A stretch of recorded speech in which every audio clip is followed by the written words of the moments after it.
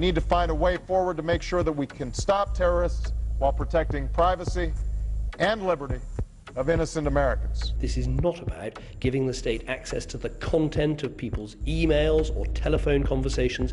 That requires a warrant, and all the proper processes have to be gone through. The public shouldn't be worried about this. This is about ensuring that police and security services can continue to protect the public, can continue to catch criminals and stop terrorists. We have to find a way to give the president the power he needs to protect us while making sure that he doesn't abuse that power. An awful lot of misinformation, frankly, has been put about what's being proposed.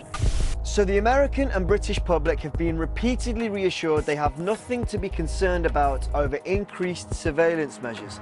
But a recent top secret leak from the NSA has proven that the agency has a massive surveillance program called Boundless Informant. The program analyzes all of the data collected by their intelligence gathering systems. And the leak showed that in March 2013, 3 billion pieces of intelligence were collected from US computer networks. And worldwide, 97 billion pieces of intelligence were gathered.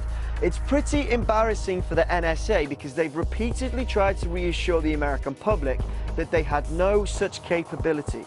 But let's take a step back for a second. Just who are the NSA? It stands for National Security Agency, and they're in charge of collecting cryptologic intelligence on foreign targets, i.e.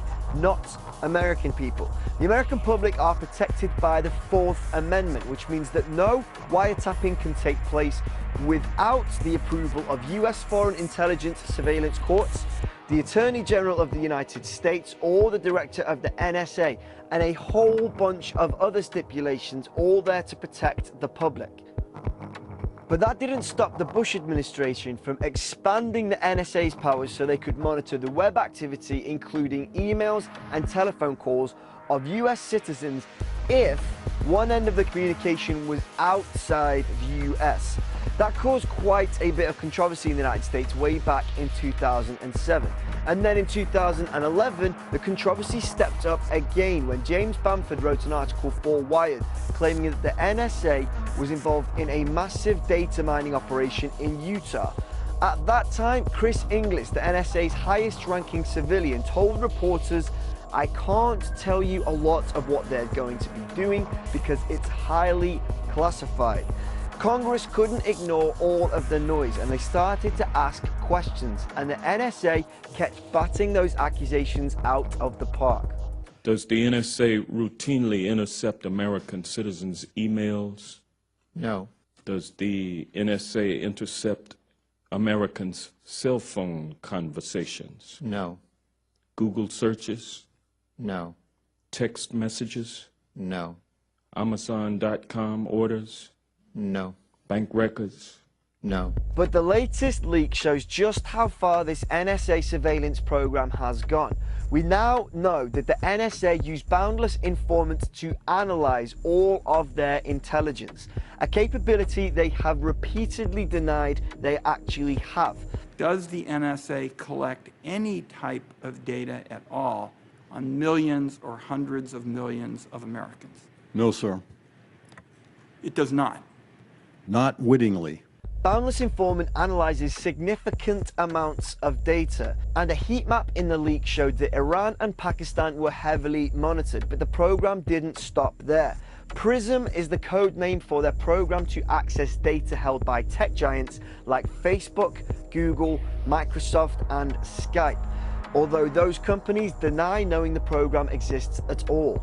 This slide shows when each of those services were added to the PRISM program, and this slide shows the kinds of data the NSA have access to. Things like your email, your chat, including video and voice chat, your videos, photos, stored data, Skype calls, file transfers, and even your logins. The scale of this data access means that almost anybody in any country could have their information accessed. In an interview with The Guardian's Glenn Greenwald and Laura Poitras, the man behind the leak, Edward Snowden, revealed just how powerful this data is. I, sitting at my desk, certainly had the authorities to wiretap anyone, from you or your accountant to a federal judge to even the president if I had a personal email. And so then came the backpedaling from the politicians who reassured the public that there was nothing to worry about. General James Clapper, who denied the existence of these programs in Congress, called the leaks reprehensible.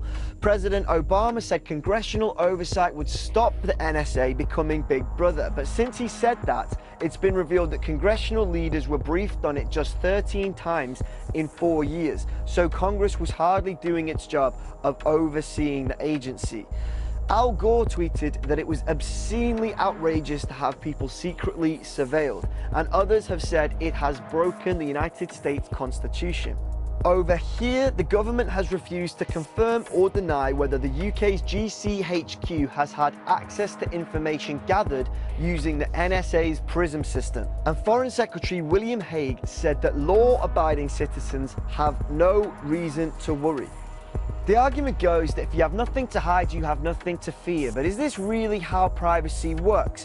When people close the curtains in their living rooms at night, they do so not because they have something to hide, but because they're entitled to some privacy. Would you let people peer through your living room window without your knowledge, even if you didn't have anything to hide? And if that's the case, shouldn't this be the way that digital privacy works as well? Then there's another issue which is yet to be discussed at great length. John Perkins, the author of Confessions of an Economic Hitman, has highlighted the potential for blackmail. If the NSA can dig up information on anyone it likes, it's possible that dirt can be found on anyone. A presidential candidate, a Supreme Court judge, academics. It's personal information on their sexuality or previous drug use that they might want to keep private, and that information can be used to blackmail people. With access to this kind of data, the NSA have the potential to hold a dagger over a huge number of people. So should any agency have access to this kind of information? Daniel Ellsberg, who leaked the Pentagon Papers 40 years ago, has described Edward Snowden as saving America.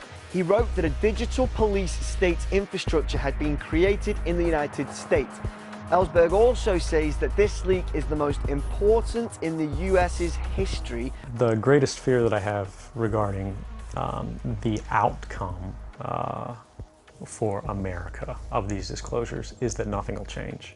It'll be interesting to see what people in the United States say. It'll be very interesting to see how governments respond. And as ever, we're always interested to hear what you guys think. So let us know your thoughts about this story in a comment. And if this is the first time you've seen Truth Loader, hit subscribe and we'll see you guys again next time.